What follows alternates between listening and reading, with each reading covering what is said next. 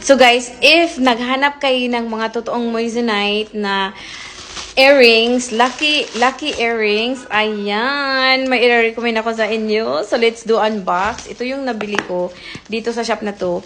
And then sobrang ganda kasi may GRA kasama na siya. Honestly, maka-iyon ko sobrang ganda because this is pang-apat na siguro na jewelry that I got from them, and thankfully hindi pa din siya nagta-tarnish. So ngayon, bumili ako ng earrings, lucky earrings na real moissanite. Di ba uso ngayon yung mga ganito na type na mga earrings? So ngayon, bumili ako yung clover something. Ayan. Tada! Hala, ang cute niya, girl! Hala, ang cute! Ayan, sobrang nice. Ayan, i-close up ko sa back cam. So, ito siya, guys. O, diba? Ang kinang. So, this is in the S925. Ayan, may stamp pa siya dyan sa likod.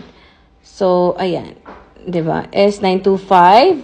Don't mind my kuko. But anyway, look how beautiful is that. This is, the lucky earrings. And also, non-tarnish, non-faded. This is the Sterling 925 na in a gold-plated settings.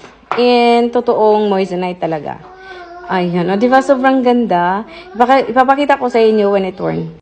So, ayan. Tatanggalin natin tong ano natin ngayon. Earrings muna. And this one. Hala, super cute. I think hindi ko na ito huhubarin. Parang ang ganda niya. Hala, me.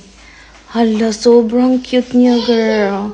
Ang kinang at ang cute. O, diba? Sobrang cute. Parang totoo. Actually, moissanite is the closest stone sa diamond.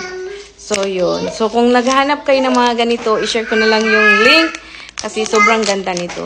Honestly, na-amaze ako sa quality. Ayan.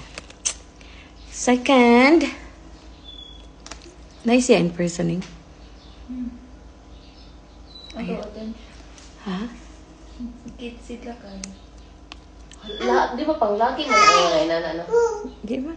Di ba kadungko laki? Oh, mga laki, pwede mo. Hala, oh, look how beautiful is that. So pretty.